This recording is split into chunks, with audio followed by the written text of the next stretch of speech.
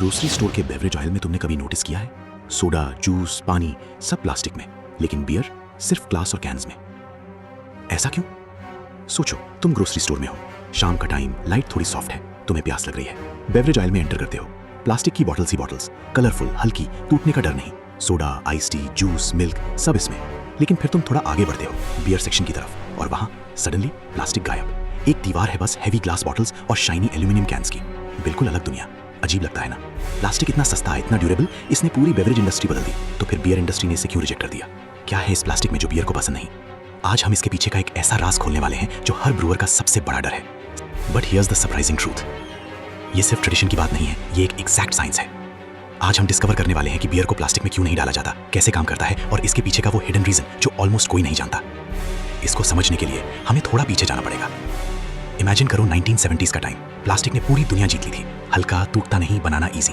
Beverage companies ने इस revolution को एम्ब्रेस किया, हर चीज प्लास्टिक में आने लगी। लेकिन बियर ने एक अलग रास्ता चुना। क्यों? क्योंकि बियर सिर्फ एक ड्रिंक नहीं है, ये एक जिंदा चीज है। इसके अंदर लाइफ है, फिज है, एक डेलिकेट बैलेंस है। और प्लास्टिक इज पोरस। जी हाँ, माइक्रोस्कोपिक लेवल पे, जैसे एक बहुत ही फाइन स्पंज। तो फिर सवाल ये है, अगर सोडा प्लास्टिक में चल जाता है तो बियर क्यों नहीं? देखो, जो प्लास्टिक हम ड्रिंक्स के लिए यूज करते हैं उसे कहते हैं पीईटी, पॉलीइथिलीन टेरेफ्थैलेट। आंखों को लगता है कि ये सॉलिड है, बिल्कुल बंद, लेकिन मॉलिक्यूल्स के बीच में इतनी जगह होती है कि गैसेस आसानी से निकल सकती हैं और अंदर आ सकती हैं।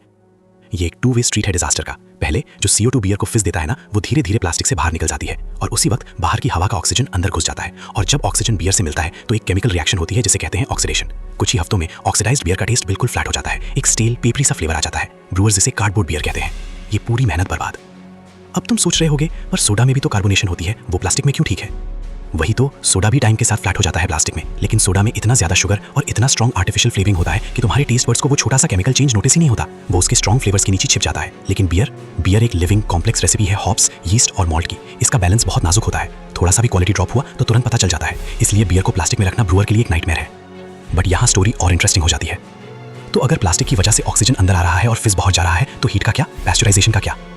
ये है असली प्रॉब्लम। बियर को स्टोर में लंबी शेल्फ लाइफ देने के लिए उसे पैस्चराइज किया जाता है, यानी उसे लगभग 140 डिग्री फ़ारेनहाइट तक गर्म किया जाता है। ये बैक्टीरिया को मारता है और बियर को सेफ रखता है। ग्लास और एल्यूमिनियम इस हीट को बिना किसी प्रॉब्लम के सह लेते हैं, लेकिन स्टैंडर्ड पीईटी प्लास्टिक 140 डिग्रीज में वो मेल्ट होने लगता है, वार्प हो जाता है, अपना शेप खो देता है। अगर बियर कंपनीज को प्लास्टिक यूज करना ही होता तो उन्हें इतनी थिक स्पेशलाइज्ड बॉटल्स बनानी पड़ती कि वो हीट से ना बिगड़े।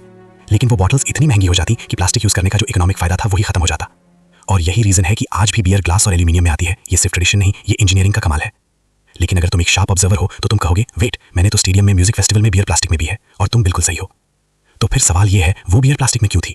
वहाँ एक कैच है, वो bottle special multi layer caustic से बनी होती है, जिसमें एक इनर ऑक्सीजन ब्लॉकिंग कोटिंग होती है।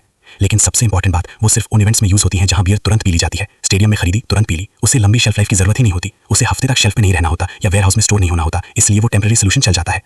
तो अगली बार जब तुम एक ठंडी क्रिस्प बॉटल या कैन खोलोगे, तुम सिर्फ एक ड्रिंक नहीं देखोगे, तुम देखोगे एक ब्रिलियंट इंजीनियरिंग सोल्यूशन जो सिर्फ तुम्हारे लिए एग्जिस्ट करता है। ग्लास और एल्यूमिनियम बियर के अल्टीमेट बॉडीगार्ड्स हैं, फिज अंदर, हवा बाहर, और टेस्ट वैसा ही जैसा ब्रू मास्टर ने सोचा था।